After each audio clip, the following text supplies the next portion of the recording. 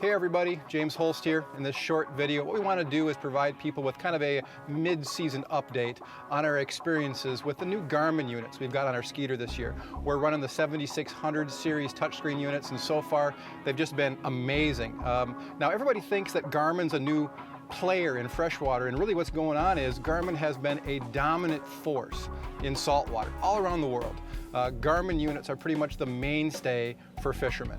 And what we're starting to see now is all that technology that's been so successful on the big water brought to freshwater. So some of this stuff that really seems new to us, some of the features, some of the technology really has been around a while.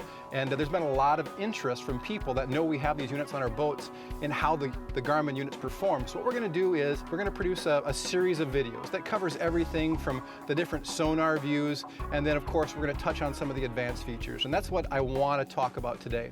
The sonar has been fantastic, but there's a couple advanced features in these Garmin units that have really caught my attention. And the one I want to talk about today is called the auto guidance navigation. Now, one of the things I need to point out before we get too deep into this is to make this feature work, you need the LakeView HD Ultra chip. It's a lake map chip that has really high definition detailed surveys of a lot of the lakes. So there are thousands, literally, of lakes around the upper Midwest where this function is going to be available to you.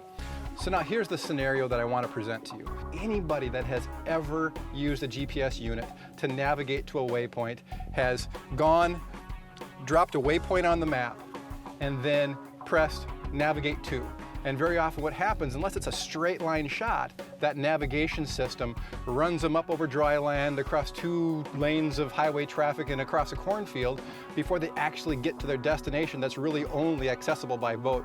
So this auto guidance system that's in these Garmins is intended to make kind of a logical sense out of a trail that connects you with your current position to the place you want to go. And I'm going to show you how that works. To me, it's one of the coolest things that Garmin has to offer outside of their great sonar performance. So today we're on Lake Minnetonka in Minnesota, and it's a almost endless series of small bodies of water, little lakes if you will, that are connected by canals. And it can be a bit of a navigation challenge, particularly if you're going to try to navigate using another GPS map system. But here on the Garmin's, let me show you how this works.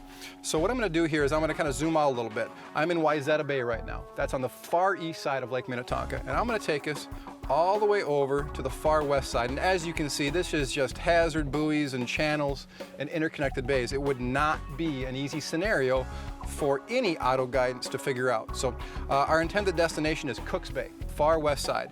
And now I've got some options here. I can click navigate to, and there again I have some options. If I press go to, what it's going to do is it's going to just do a straight line shot. It's going to take me right across dry land like I talked about earlier, and it's just not functionally useful at all for a boater. My other option is auto guidance. So I'm going to click on that. And you can see at the bottom, I've got a progress bar. It happens really quickly. It went from 97% to 100%, boom, just like that. And it's created a custom navigation route for me, and it did it in about 4 seconds. And the software is intelligent. It avoids shallow water areas, and it will also preview any hazards that exist along the route. And here's what I mean by that. So I've got hazard review up here in the top right-hand corner. So we're in really shallow water right now. In fact, I've got my boat edged up on a beach. So the first thing it tells me is, hey, part of your path violates the shallow water setting that I selected when I set up my unit. Obviously, we're on a beach. So I'm going to go to number 2 here, and it says there's an unknown bridge height along my route. So what you can tell here is that at some point during the survey process of this lake, they've actually examined the bridge heights. Now that's not an issue in this boat, but if you're running a double-decker big boat with a fly bridge, you're going to want to know these things. So I've got a Narrows here with a bridge across it. It's not going to apply to this boat, so I know that those are the 2 hazard reviews that have been revealed along our course. So I'm going to click back because I'm done reviewing.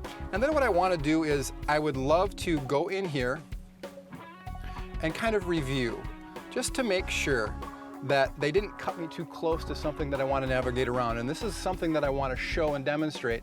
When I review these routes, you can see here the system's smart. It took me on the outside of that navigation buoy.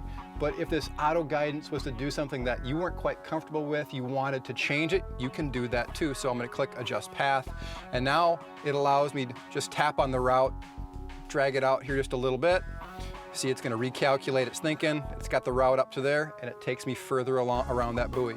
Not quite good enough yet. Pull it out here, give it a second to think, boom. It's just that easy. So now I consider this done, and then I can start my navigation. Really, this auto guidance navigation system that's built into these Garmins is one of the coolest things that I've seen that I would consider kind of an advanced feature.